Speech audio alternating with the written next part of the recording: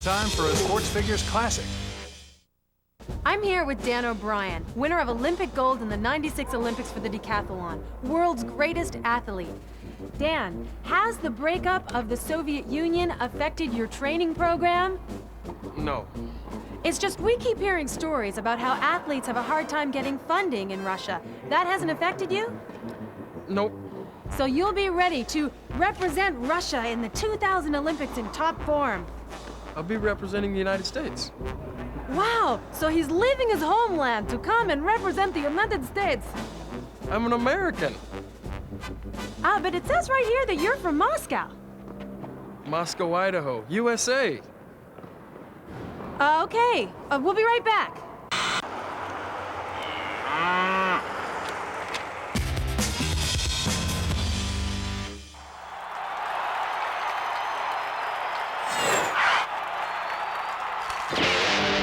Sports Figures, put your brain in the game. How would you like to be called the world's greatest athlete? Pretty cool, right? Well, first you have to do all this. The 100-meter sprint, the long jump, the shot put, the high jump, the 400-meter run, the high hurdles, the discus, the pole vault, the javelin toss. And finally, there's the 1,500 meters. That's almost a mile. Since the decathlon was introduced to the Olympics in 1912, records keep getting broken. Are the athletes today stronger than they were in the old days? It might be, but there's more to it than that. Today's athletes are applying science to sports to get the most out of their bodies. Bodies in motion. A runner's a body in motion. A discus flying through the air is a body in motion. And a pole vaulter arching over the bar is a body in motion. So if you want to understand how to use science to better your performance in track and field, you have to understand the science of motion.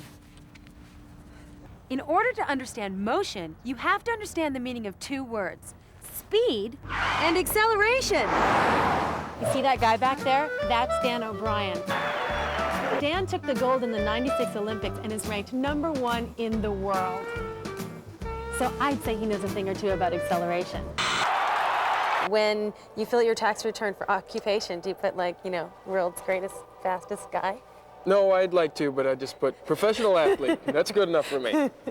So why did you choose the decathlon? I mean, you could excel at almost any sport. Why something so challenging? I think the decathlon is kind of a contest against yourself, and that's what I really enjoy most about it. So did you cream all the kids in high school at every sporting event?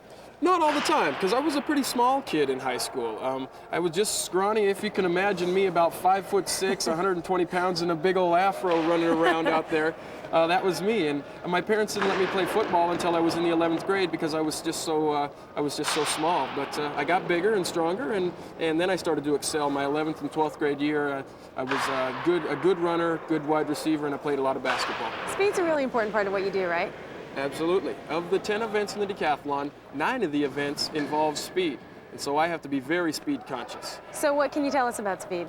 Well, from a technical standpoint, speed is the measure of the rate of motion of an object. Right. Speed's simple. It measures the rate in which an object covers a distance, like a car going 40 miles per hour.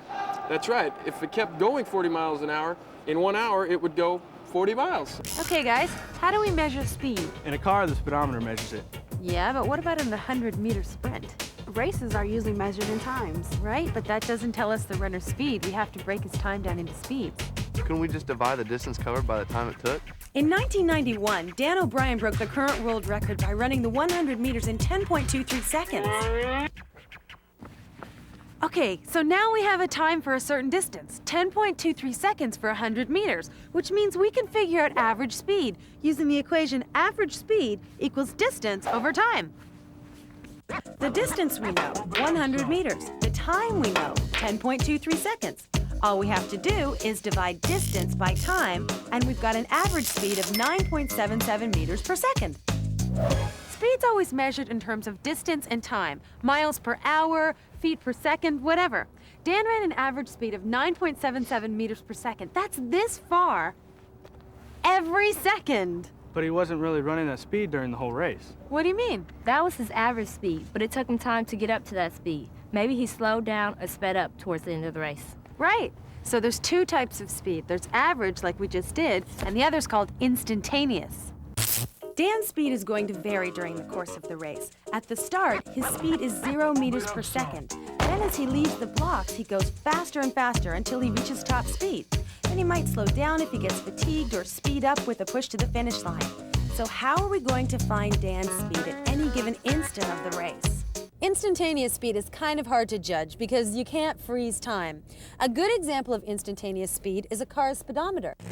It shows you your speed at any given instant. How can we find your instantaneous speed at different parts during the course of the race? Well, what you want to do is you want to break the race down into what we call instants, which are short segments, and time them. So if we did that, we can break it down into smaller segments and get a better look at what happened. That's right. Nika will run a 20-meter sprint. We'll have stopwatches along the race at every 5 meters to time each segment. We'll all start our watches at go, and we'll all stop our watches as Nika passes us.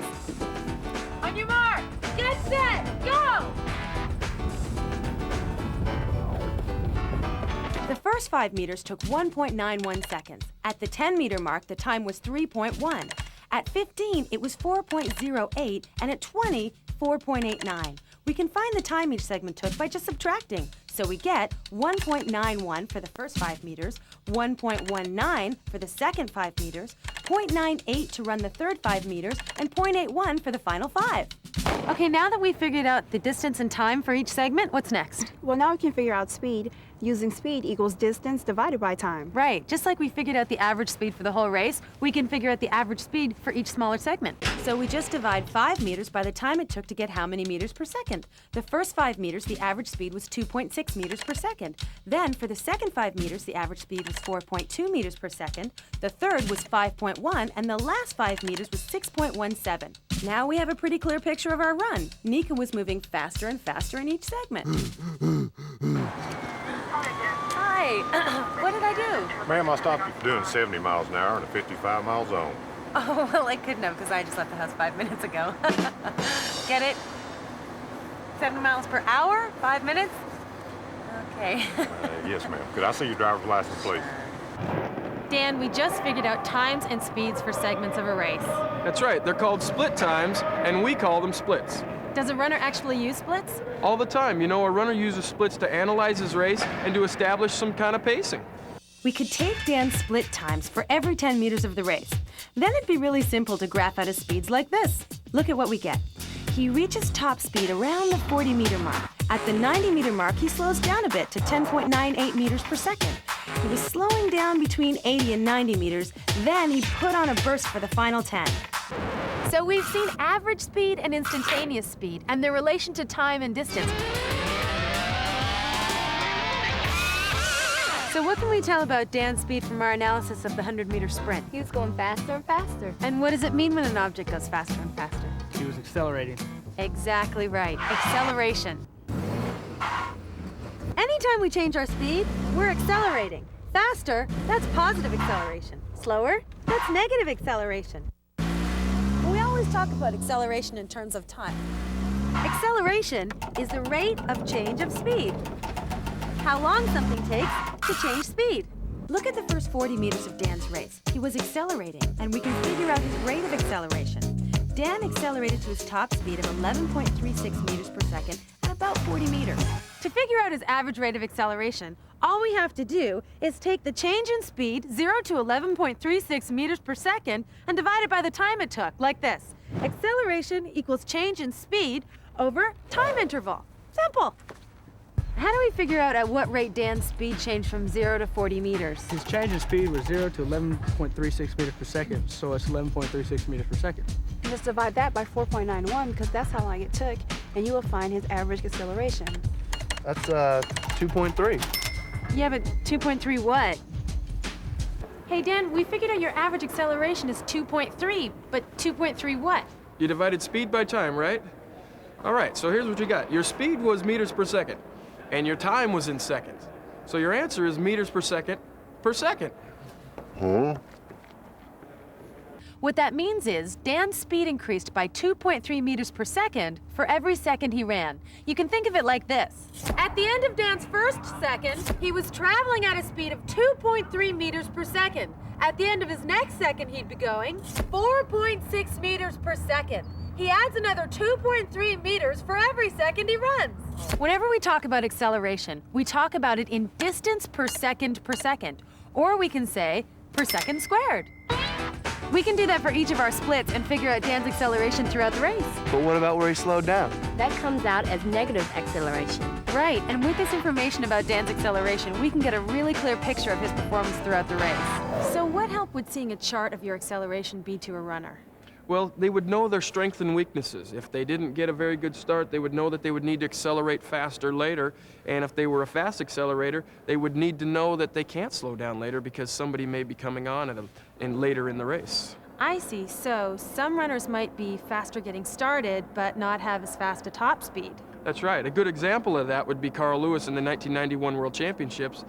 He was last coming out of the blocks. He was last at the 50-meter mark, but he beat everybody by a couple strides at the end because he reached his top speed later in the race. So how fast is Dan's 2.3 meters per second squared? Well, that's 7.55 feet per second squared. How fast is that? Well, it's about the same acceleration as a commercial jet taking off. A jet accelerates at 7.3 feet per second squared, or almost as fast as a car that goes 0 to 60 in 10 seconds, accelerating at 8.8 feet per second squared. So that's pretty fast. I can get this car 0 to 60 in 3 seconds. Just drop something and it accelerates at a rate of 32 feet per second squared. Now that's fast. Okay, so what did we learn? The speed is a function of distance and time. That you can break down average speed to find instantaneous speed. And you can also measure speed by stride, frequency, and length. And acceleration defines the change in speed over time. Right!